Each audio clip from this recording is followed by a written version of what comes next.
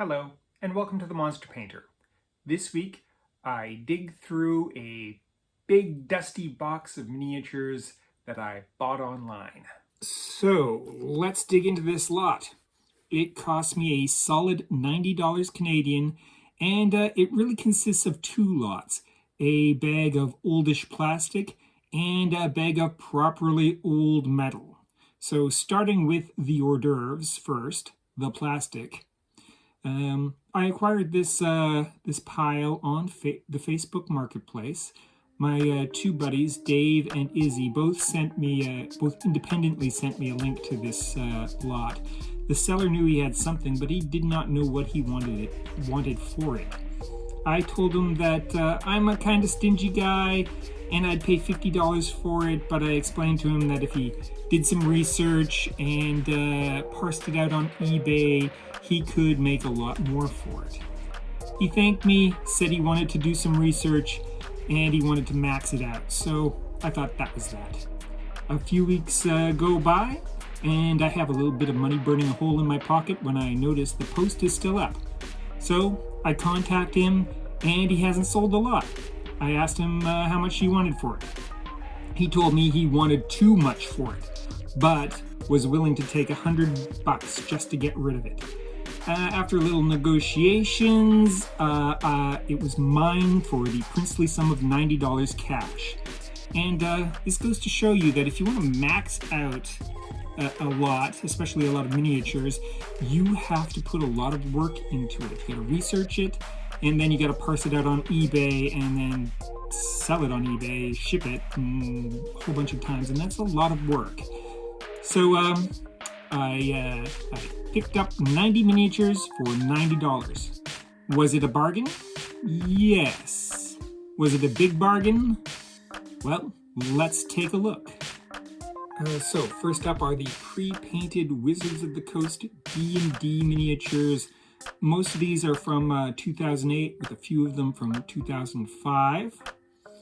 We have a bunch of fighting people types. Not terribly exciting, common models, but I do rather like these degenerate cultists of Orcs. They're very fun.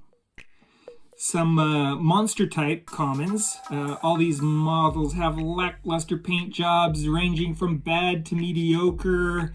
Of course, I'm going to like the monsters a lot more than the dudes, and with a touch of paint, they could really sing. On to some humanoid-ish uncommon models. Not bad, but not great. And now the big commons.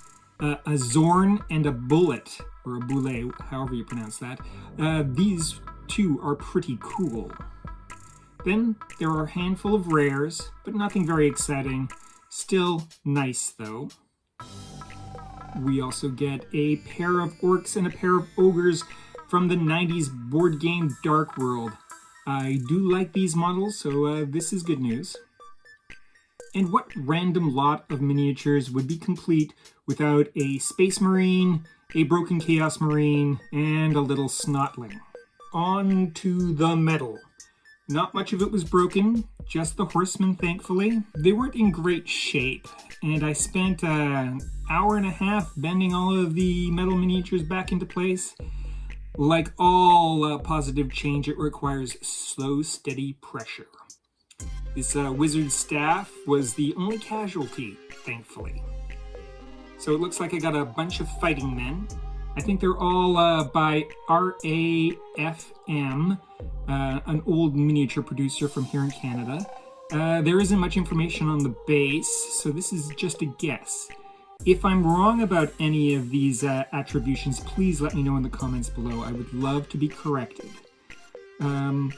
Most are complete, except for these two, and they aren't too badly off. I have no idea who made this bit of cheesecake.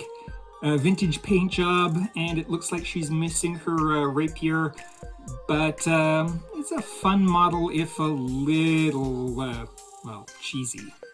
These two are RAFM releases of Citadel figures, and are marked on the bottom as Brian Ansell. Big old Belrog, a nice model, but he's spent years falling on his face, and so he's not in the best condition.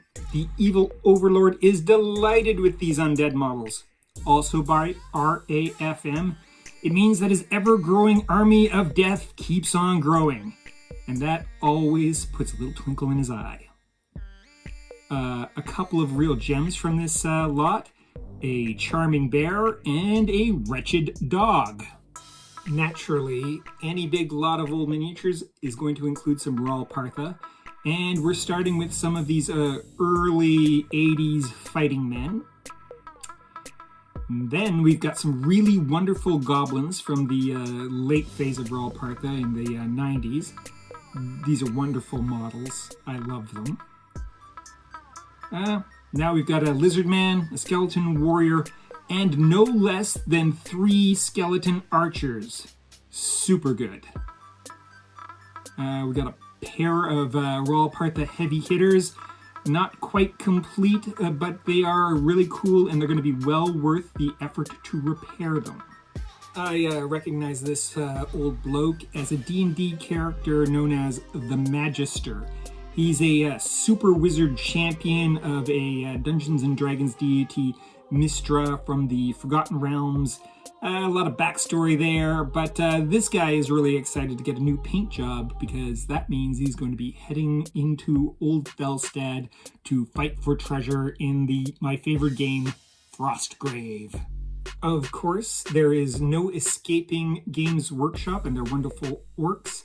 These 3 are going to take a little work to get table ready, but I love orcs, so it's going to be worth it. This pair have spent a lot of time falling on their face, and they're not in great shape, but I think they are old 80s Citadel miniatures, so that makes them pretty cool still, and they're going to be well worth repainting. Okay, now we have an old Bretonnian from the 90s, and a less old man of Gondor. He's a bit broken, but definitely a nice pair. Really authentic looking.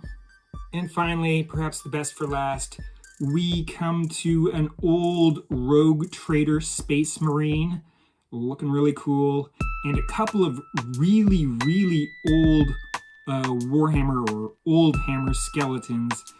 They look fantastic, and a great way to end this wildly diverse set of miniatures. Next week, the Monster Painter takes a look at the Reaper Bones 5 add-on, the Bridge Trolls Toll. Remember to like, comment, and subscribe!